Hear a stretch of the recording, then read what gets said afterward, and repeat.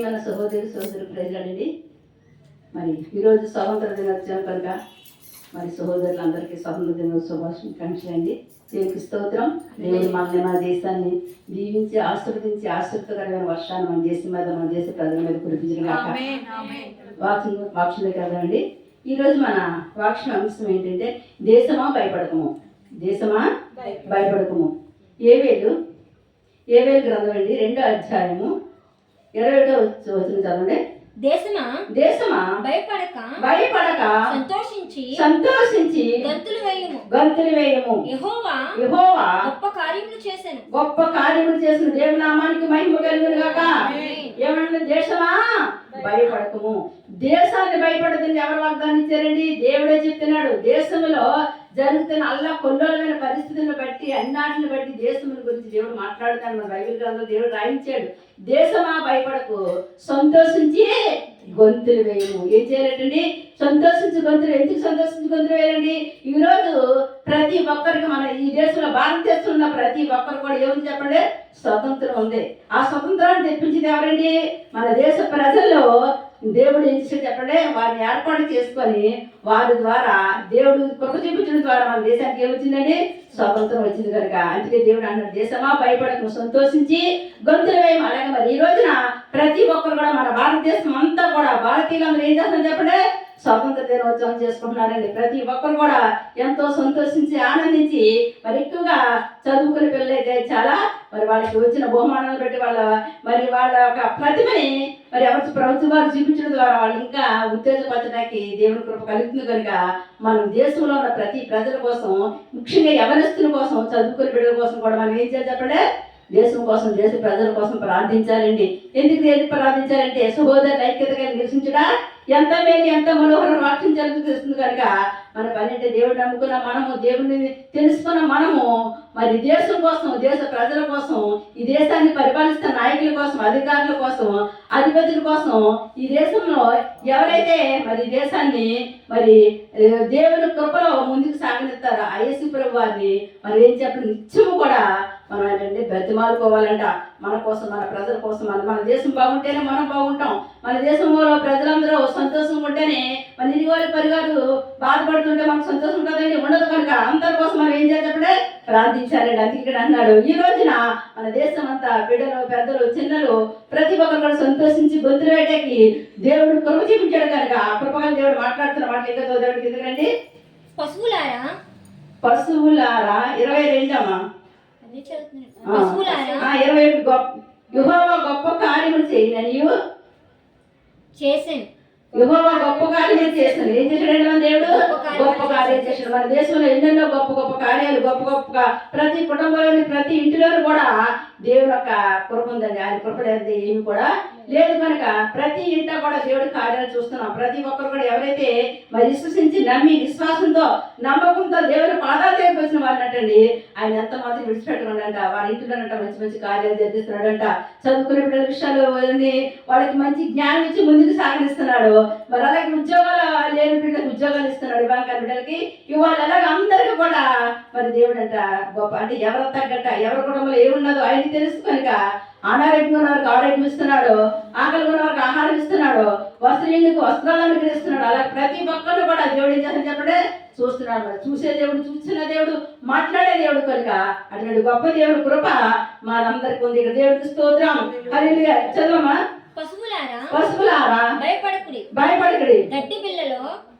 చెండు పిల్లలు గడ్డి మేపు పచ్చిక మొలచును. చెట్లు ఫలించెను. అంజూరపు చెట్లను ద్రాక్ష చెట్లను సమృద్ధిగా ఫలించెను. సియోను జనులారా ఉత్సాహించి మీ దేవుడైన యెహోవా యందు సంతోషించుడి. తన నీతిని బట్టి ఆయన తొలకరి వర్షము మీకు అనుగ్రహించును.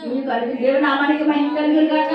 మన దేవుడు తొలకరి వర్షము, కడవరి వర్షం కూడా పోతే ఏంటండి పంటలు పడుతాయా? పండుగ కనుక ఆయన ఏంటండి సమయాల ప్రకారంగా వర్షాలు కురిపిస్తే దేవుడు సమయం ప్రకారంగా వర్షాలు కురిస్తేనే రైతులు ఏం చేస్తారు చెప్పండి? పంటలు పండించగలుగుతారు, లేదా పంటలు పండించగలరు. అందుకే మరి దేవుడు అంటాడు, మీరు ఏ యొక్క మరి వ్యవసాయం చేసినా, ఏ పని చేసినా, ఏ ఏ ఒక విత్తనం ఇచ్చినా, అది ఆకుకూరలే కావచ్చు, కాయగూరలే కావచ్చు, ద్రాక్ష తోటలే కావచ్చు, అంజూరపు చెట్లే కావచ్చు, ఏది ఏం పండించినా సరే ప్రతి దాంట్లో కూడా మీరు ఫలింపుని చూస్తారు, ఆశీర్వాదాలు చూస్తారు, దీవెని చూస్తారు. వర్షం పడకపోతే మన దేశం మీద పంట ఉండదు కనుకండి ఆయనట సమృద్ధైన వర్షాలు కూడా తన కాలమందు ఇస్తానని కూడా బైబిల్ గ్రంథంలోనే రాయబడి దానిగానే మరి యొక్క ఈ బైబిల్ గ్రంథంలో ఒక వ్యక్తిని దేవుడు ఈ దేశంలో నివసిస్తూ ఈ దేశంలో ఉంటున్న ఒక వ్యక్తిని ఏ రీతిగా దేవుడు ఆశీర్వదించాడు, ఏ రీతిగా మరి ఆయన ముందు తీసుకొచ్చాడు చూద్దామండి. ఆదికాండము 26వ అధ్యాయం చూద్దామండి. ఆదికాండము 26వ అధ్యాయం అండి. అబ్రహాము 26వ అధ్యాయము 3వ వచనం చదవమా. ఈ దేశమందు పరవాసేయుండు నేను నీకు తోడైండి నిన్ను ఆశీర్వదించి దేవునామానికి మహిమ కలుగుగాక. ఏం చెప్తానండి, ఈ దేశం ఎందు పరవాసేయుండి నేను నీకు తోడైండి నిన్ను ఆశీర్వదించదును. నువ్వు ఈ దేశంలో ఎక్కడ నివసించినా సరే, మరి పరవాసిగా ఇంకో దేశం నుంచి దేశానికి వచ్చినా సరే దేవుడు ఏం చేస్తాడంటే ఆశీర్వదిస్తాడంట, తోడుగా ఉంటాడంట. నువ్వు చేస్తున్న ప్రతి ప్రయత్నం ప్రతి పనిలో కూడా ఆయన ఉండి నడిపించి దీవించి ఆశీర్వదిస్తాననేసి ఇక్కడ వాగ్దానం చేస్తాడు. ఎవరు వాగ్దానం చేస్తాడంటండి, ఇక్కడ చదువుదామండి, కిందకి రండి, ఇక్కడ చదువుదాము. ఎన్నో వచ్చామంటే 4వ వచనం చదవండి. ఎలా అనగా నీకును నీ సంతానమునకు ఈ దేశములన్నీ ఇచ్చి నీ తండ్రి అయిన అబ్రహాముతో నేను చేసిన ప్రమాణమును నెరవేర్చి ఆకాశ నక్షత్రము వలె నీ సంతానమును విస్తరింపజేసి ఈ దేశములన్నీ నీ సంతానమునకు ఇచ్చెదను. దేవుని నామానికి మహిమ కలుగుగాక. ఏం చెప్తాడంటే, నువ్వు ఏ దేశంలో ఉన్నావో ఆ దేశంలో దేవుడంట ఆ దేశానికి ఇస్తాడంట. ఈ చుట్టుపక్కల ఉన్న దేశాలు కానీ ఈ దేశాలు కానీ ఏ దేశంలో నీ సంతానాన్ని ఆస్వాదిస్తాను. ఈ బిడ్డలు బాగా చదువుకొని గొప్ప గొప్ప చదువులు చదివి విదేశాలు వెళ్ళి మంచి మంచి ఉద్యోగాలు చేసుకుంటూ వాళ్ళ భవిష్యత్తులో గొప్పవారు అయ్యేలాగా జీవిస్తాను. ఎవరు వాగ్దానం చేసి ఆనాడు అబ్రహాము సంతానాన్ని ఇస్సాకు వాగ్దానం చేశాడండి. ఈనాడు అబ్రహాము సంతానం బిడ్డలు తరతరాల బిడ్డలైన మనలో కూడా ఈ రోజు మన దేవుడు చెప్తాడు ఏమంటే, మిమ్మల్ని పిల్లలు కూడా నేను పోషిస్తాను, మిమ్మల్ని పిల్లలు కూడా దీవిస్తాను, మీ పిల్లలు చదువు విషయాల్లో ఉద్యోగ విషయాల్లో దేశాలు తీసుకెళ్లే కృప నేను మీకు కలగజేస్తాను. నమ్మి బాప్తిసం పొందినవాడు రక్షించబడతాడు, నమ్మడానికి శిక్ష విధించబడతాడు. ఏ రీతిగా అయితే వాక్యం చదివిస్తుందో అలాగే మరి ఈ వాక్యాన్ని ఈ బైబిల్లో రాసిన ప్రతి మాటని ప్రతి వాక్యని ఎవరైతే నమ్మారో వాళ్ళ కుటుంబంలో వాళ్ళ బిడ్డల పట్ల దేవుడట వాళ్ళ పిల్లల్ని ఎక్కడ తీసుకెళ్తాడండి, విదేశాలు తీసుకెళ్తాడంట. మంచి మంచి ఉద్యోగాలు అయినా అనుగ్రహిస్తాడు. వ్యాపారాలు ఉద్యోగాలు అన్ని విషయాల్లో కూడా మీ బిడ్డల్నే ఆస్వాదిస్తారని ఆనాడు మరి అబ్రహాముకు వాగ్దానం చేస్తున్నాడు. ఈనాడు మనందరూ వాగ్దానం చేస్తున్నాడు కనుక ఆ వాగ్దానాన్ని నమ్మి విశ్వసించిన వారి కుటుంబాలే దేవుడు క్షేమం కలుగజేసింది కనుక హల్లెలూయా. మరి అటు రీతిగానే ఇక్కడ చదవండి 12వ వచనం రామా. 12వ వచనం. ఇషాకు ఆ దేశమందున వాడే విత్తనము వేసి ఆ సంవత్సరము నూరంతలు ఫలము పొందెను. యెహోవా అతనిని ఆశీర్వదించెను గనుక ఆ మనుషుడు గొప్పవాడు. దేవుని నామానికి మహిమ కలుగును గాక. ఇక్కడ అంటాడు ఈసాకని మరి అబ్రహాము కుమారుడైన ఈసాకంట ఆ దేశంలో ఉండినవాడు ఏంటండి, అలా ఊరు వేరు, వాళ్ళ గ్రామం వేరు, వాళ్ళ దేశం వేరు. ఆ దేశం నుంచి ఒక దేశం వచ్చిన తర్వాత ఐగుప్తు దేశం వచ్చిన తర్వాత అక్కడ ఏం చేశాడంటే ఆయన అక్కడంటే ఒక విత్తనం వేసాడంట. ఆ విత్తనం వేసి ఆ విత్తనం ద్వారా ఏం చేశాడంటే బహుగా ఫలం పొందాడు, బహుగా ఫలించిందంట. దాన్ని వ్యవసాయం చేశాడట. ఆ విత్తనాల ద్వారా వ్యవసాయం ఒకే ఒక విత్తనంలో మొదటిసారి ఆ విత్తనం వేశాడు. ఆ విత్తనం ద్వారా అనేకమైన విత్తనాలను దేవుడు అనేకమైన ఆ చెట్టు బాగా కాపు కాసిందట, బాగా ఫలించిందట. ఆ ఫలించడం ద్వారా ఒక చెట్టు రెండో చెట్టు కూడా అలాగా ద్రాక్ష తోటలు అంజూరు చెట్లు అలాగా ఏమేమి చెప్పండి అలాగా యాప చెట్టు అలా తోటలన్నీ కూడా ఏమైపోయినట్టే అభివృద్ధిలోకి వచ్చేయండి. ఒకే ఒక విత్తనం, ఒకే ఒక విశ్వాసం, ఒకే ఒక నమ్మకం. నీ దగ్గర ఏమి లేనప్పటికీ ఏమన్నప్పుడు నాతో దేవుడు ఉన్నాడు, నేను పడిపోతే లేస్తాను, నా వ్యాపారం నష్టపోయినా, నా ఉద్యోగం నాకు పోయినా, లేదా నా ఉద్యోగం వస్తుందని అనుకుని ఎంతో ఆస్తి ఎదురు చూసినా అది రాలేదు, మరి నేను ఖాళీ ఉన్నాను అనుకుంటామేమో. ఒక ఉద్యోగం పోతే 7 ఉద్యోగాలు ఇవ్వడానికి దేవుడు సిద్ధంగా ఉన్నాడు. ఒక వ్యాపారం పోతే 7 వ్యాపారాలు ఇవ్వడానికి దేవుడు సిద్ధంగా ఉన్నాడు. ఒక వివాహిషులో ఒక వివాహం చెడిపోయిందేమో, 7 వివాహాలు దేవుడు తీసుకురాబోతున్నాడు. నమ్మండి, విశ్వసించండి. ఈ మౌత్ ద్వారా దేవుడు మాట్లాడుతున్నాడు కనుక దేనికి భయపడక్కర్లేదు. విశ్వాసంతో నమ్మకంతో నమ్మిన వారిని అంటే దేవుడు చదండి ఎంత మాత్రం ఆయన విడిచిపెట్టే దేవుడు కాదండి. ఈసాకు నమ్మాడు. తన కరువు కాలంలో, ఆ కష్టకాలంలో, ఆ దేశంలో ఏమీ లేనప్పుడంట ఈసాకు ఒకే ఒక ఇత్తనం ఉందంట. ఆ ఇత్తనం ద్వారా దేవుడు ఫస్ట్ అంట ఎలా పడిందండి బలము అరుదంతులుగా నూరంతులుగా ముందు 100 తర్వాత 1000 తర్వాత లక్షలు అలాగా తన ఆస్తికి తన యొక్క మరి గోదాకి బంధువులు లేకుండా దేవుడు అంటే నా దేశంలో ఆ యొక్క ఇష్టాన్ని వ్యక్తినటువంటి దేవుడు ఎంతగానో ఆస్వాదించాడంటే కదమ్మా. అతడు మిక్కిలి గొప్పవాడు వరకు క్రమముగా అభివృద్ధి పొందుచు వచ్చిన దేవుని నామానికి మహిమ కలుగుగాక. ఈసారి అనేవాడట విత్తనప్పుడంట తన చేతుల కష్టార్జితానంట దేవుడు ఎంతగానో ఆస్వాదించాడంట. ఎంతగానో ఆస్వాదించిన చోటి అతనంటే క్రమముగా మెట్టిగా ఎక్కుంటూ క్రమముగా అంటండి మిక్కిలు గొప్పవాడేనంటే దేవుని నామానికి మహిమ కలుగుగాక. ప్రతి ఒక్కరు కూడా ₹1 వ్యాపారం మొదలు పెడతారు, ₹1 ప్రయాణం మొదలు పెడతారు, ₹1 ఇంట్లో సమర్థించుకుంటారు. రూపాయి అనేది లేకపోతే మనం లేము. రూపాయి దేనికి గుర్తు అంటే దేవుడికి గుర్తు. దేవుడు నీతో ఉన్నప్పుడు దేవుడు నాకు ఉన్నాడు, నా చేతులు కష్టార్జితం ఆస్వాదిస్తాడు.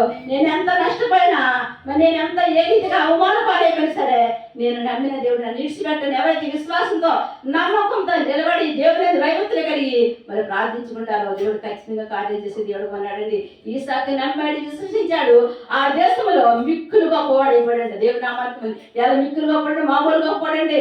ఆ దేశంలో ఉన్న రాజుగారికి అసి పుట్టినంత గొప్పవాడుగా దేవుడు ఆస్వాదించాడంట.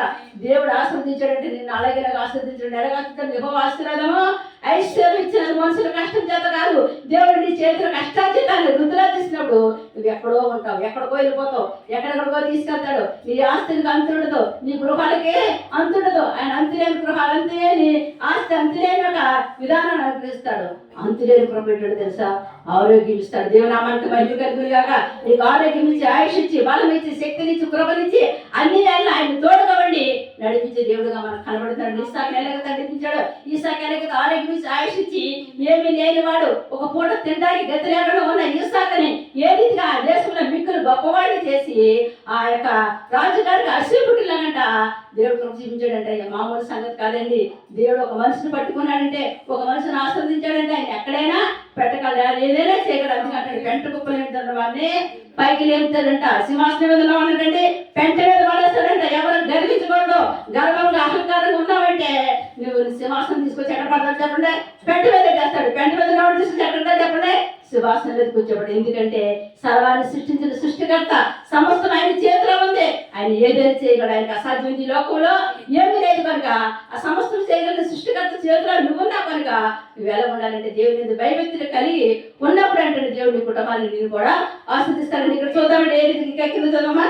అతనికి గొర్రెల ఆస్తియు గొడ్డల ఆస్తియు దాసులు గొప్ప సమూహమును కలుగునందున ఆ ఫిలిష్తీయులు అతని యందు అసూయపడి. దేవుని నామానికి మహిమ కలుగుగాక. నీ ఆస్తిని చూస్తే నీ పక్క వాళ్ళు, నీ ఎదుటి వారు, పొరుగుటి వారు, నీ యొక్క తోపటం కూడా అసూయపడాలని నేను దేవుడు ఆస్వాదించబోతున్నాడు. దేవుని నామానికి మహిమ కలుగుగాక. ఇక్కడ ఈ సగం అలాగే ఆస్వాదించాడంటే ఆ దేశంలో ఉన్న ప్రజలు వాళ్ళందరూ పడినట్టు ఈ శాఖను చూసంటే అసూయపడిపోయారంటే, స్వార్థ పడిపోయారంట. వీడికి ఏముండిగా తింటానికి తిండి లేనాడు, ఇంత గొప్పవాడు అయిపోయాడేసంట. ఈ శాఖ మీద ఏ రీతికి అసూయపడ్డారో ఈ రోజు కూడా దేవుడు చెప్తున్నాడు. ఈ మధ్యాహ్న సమయం ఈ స్వాతంత్ర దినోత్సవం సందర్భంగా దేవుడు మనకి ఇచ్చిన వాగ్దానం ఏంటో తెలుసండి, నీ యొక్క స్నేహితులు, బంధువులు, నీ తోడుపుట్టులు చూసి అసూయపడలాగా దేవుడు నిన్ను ఆశీర్వదించబోతున్నాడు. అసూయపడలాగా నీ దేవుడు హెచ్చించబోతున్నాడు. అసూయపడలా నీ బిడ్డలు వివాహాలు జరిగించబోతున్నాడు. అసూయపడలా నీ బిడ్డలకు ఉద్యోగాలు ఇవ్వబోతున్నాడు. అసూయపడలా నీ బిడ్డలు వారికి ఇవ్వబోతున్నాడు. అసూయపడలాగా నీ బిడ్డల పట్ల ఏమైతే మరి మోసం జరిగిందో ఆ మోసాన్ని నుంచి విడిపించి ఒక ఉన్నతమైన స్థానంలో నిలబడిపోతున్నాడు. దేవునామానికి మహిమ కలుగుగాక. మన దేవుడి సర్వ సృష్టికర్త, సర్వాంత్యమేమి ఆయనకు అసాధ్యమైంది ఏమి లేదు కనుక ఆ సర్వసృష్టికర్త అయిన దేవుడు నిన్ను నన్ను కాదండి ఈ దేశంలో ఉన్న ప్రతి ఒక్కరికి ఈ వాక్యం ఎంతవరకు వినబడుతుందో, ప్రతి కుటుంబంలో ఏ బాధ ఉందో, ఏ కష్టం ఉందో, ఏ వేదన ఉందో, దేనికోసం నలిగిపోతున్నారో అన్నటి నుంచి ఆయన విడిపించి మీ చేతులకు అష్టార్జితాన్ని ఆస్వాదించబోతున్నారు. దేవునామానికి మహిమ కలుగును గాక. మన దేవుడు అందుకోసం ఏ దేశంలో ఉండండి, నువ్వు ఏ దేశంలో ఉన్నావో, ఏ ప్రజల మధ్య నివసిస్తున్నావో అక్కడే దేవుడు నేను గొప్ప చేయబోతున్నాడు. ఈసారిని ఎలాగైతే గొప్ప చేస్తాడు, ఈసారిని ఎలాగైతే మరి రాజు చూసి పక్క వాళ్ళు చూసి అసూయపడి మా దేశం విడిచిపెట్టి పొమ్మరిలాగా మరి ఏ రీతిగా అయితే మరి మాట్లాడించాడో మరి ఈ విషయంలో కూడా దేవుడు కృపను కలగజేస్తాడు. నమ్మకంతో విశ్వాసంతో ఏ దేశం మీద నివాసం చేస్తున్నావు ఆ దేశాన్ని బట్టి, ఆ దేశ ప్రజలను బట్టి, అందరిని బట్టి ప్రార్థించినప్పుడు దేవుడు కృపను చూపిస్తాడు. దేవునామానికి మహిమ కలుగును గాక. స్తోత్రం. హల్లెలూయా. ప్రార్థన చేసుకుందామండి. మోహనుద్ర మహాగరుడ సర్వశక్తుడ నాద పరిశుద్ధాత్ముడా, ఆకాశాన్ని భూమిని సమస్తాన్ని సర్వాన్ని సృష్టించిన సృష్టికర్త నీ కృపను బట్టి నీ ప్రేమను బట్టి ఆయన దేశమా భయపడకుంటున్నావు తండ్రి, నన్ను సంతోషించి గొంతులేమన్నావు తండ్రి. అవును ప్రభా, మాకు ఇచ్చిన స్వతంత్రానికి ప్రభావ, మాకు ఇచ్చిన తండ్రి నాయన యేసయ్య రక్షక ఆరోగ్యానికి, మాకు ఇచ్చిన ఐశ్వర్యానికి, మాకు ఇచ్చిన ప్రభా సంపదకత, మాకు ఇచ్చిన సౌభాగ్యానికి ప్రభా, మాకు ఇచ్చిన సమస్తానికి తండ్రి నీకు లెక్కలేని వెళ్ళలేని వేలాడి పట్లాడి కొడుతుంది. మా దేశాన్ని ఆస్వాదించున్నాయా, మా దేశ ప్రజలను ఆస్వాదించినప్పుడు మా దేశ ప్రజలందరూ కూడా ఆరోగ్యం బలము శక్తి కృపదైతే ఈసాకి ఏ రీతిగా ప్రభా నాయన ఆ దేశం వాడే మిక్కిలి ప్రభా గొప్పవాడయ్యాడో ప్రభా అట్టిగా ప్రతి బిడ్డ తండ్రి నేను చదువుకున్న ప్రతి బిడ్డలు కూడా గొప్ప గొప్ప అవ్వాలయ్యా నాయన. వ్యవసాయం చేసుకున్న వాళ్ళు, వ్యాపారం చేసుకున్న వారు అందరూ కూడా నాయన ఫలించాలి. ఈసాకు కొలువులో ఇత్తనిచ్చినప్పుడు ఏ రీతిగా ఫలించాడో, ఏ రీతిగా అభివృద్ధిలోకి వచ్చాడో, ఏ రీతిగా రాబడి వచ్చిందో అదే రీతిగా ప్రతి కుటుంబానికి రాబడి కలుగు నాయన. వాళ్ళ చేతుల కష్టార్జితాన్ని ఆస్వాదించండి అయ్యా. రాబడి ఏ శాతం ఏదో అడ్డుపడుతుందో దాన్ని వేస్తున్నాము గద్దించి బంధించి మంచి రాబడి కలిగండి అయ్యా. ఆస్వాదించండి, దీవించండి నాయన. అవి గొప్ప రక్షణ నిలబడికి రక్షణ, మారు మనసు నిలబడికి మారు మనసు, పరిశుద్ధాత్మ నిలబడికి పరిశుద్ధాత్మత ఇచ్చాము నడుస్తున్నాను కలిగి నాయన. మా దేశంలో ప్రజలు పరిపాలకుల గురించి ప్రార్థిస్తున్న, అధికారుల గురించి, అధిపతుల గురించి నాయన, న్యాయవాదుల గురించి ప్రభావ, పోలీస్ డిపార్ట్మెంట్ గురించి ప్రభావ నాయన, అగ్రికల్చర్ ప్రతి ఒక్కరి గురించి మేము ప్రార్థిస్తున్నాం నాయన. ప్రతి మా దేశంలో ప్రతి ఒక్కరిని కంటికి రెప్పగా కాపాడమని అడుగుతున్నాను కలిగి రాజా. ముఖ్యంగా మా దేశాన్ని ప్రభుత్వ తండ్రి నాయన ఏసయ్య తండ్రి కాపులా కాస్తున్న ప్రభు నాయన ఏసయ్య ప్రజల గురించి మేము ప్రార్థిస్తున్నాం తండ్రి. ఏసయ్య పరిశుద్ధాత్ముడా తండ్రి ఒక్కసారి కరుణ చూపించిన భార్య బిడ్డలు విడిచిపెట్టేసి ప్రభావ మా దేశాన్ని ప్రభుత్వం కాపాడుతున్న ప్రభు నాయన, సైనికులను ఆశీర్వదించండి, దీవించిన ప్రభు నాయన. వాళ్ళకి ఆరోగ్యం ఆయుషించి బలం ఇచ్చి శక్తినిచ్చి ఇంకొన ప్రభు నాయన వాళ్ళకి ఒక ఉన్నతమైన నాయన స్థానంలో నిలబెట్టమని అడుగుతున్నాను. వాళ్ళ కుటుంబాలు ఆస్వాదించమని అడుగుతున్నాను. దేశం కోసం తన భార్యని బిడ్డలను అందరినీ విడిచిపెట్టి ఈ దేశాన్ని ప్రభు తండ్రి నాయన రక్షణ కాపాడుతున్న ప్రతి ఒక్కరు కూడా దీవించి ఆస్వాదించమని అడుగుతున్నాను. కృప చూపించండి, కన్ను చూపించండి దేవా. రక్షక నాద రక్షక కృపగల దేవుడు కృప చూపించండి. గర్భాలను నిలబెట్టి గర్భాలను అనుగ్రహించండి అయ్యా. వివాహాలను బిడ్డకి వివాహాలు జరిగించండి అయ్యా. ఉద్యోగాలను బిడ్డకి ఉద్యోగాలు ఇచ్చండి అయ్యా నాయన. వ్యాధి బాధలతోనైనా అనేకమైన రోగాలతో పడుల బిడ్డని మీరు చేపట్టి లేవనెత్తండి అయ్యా.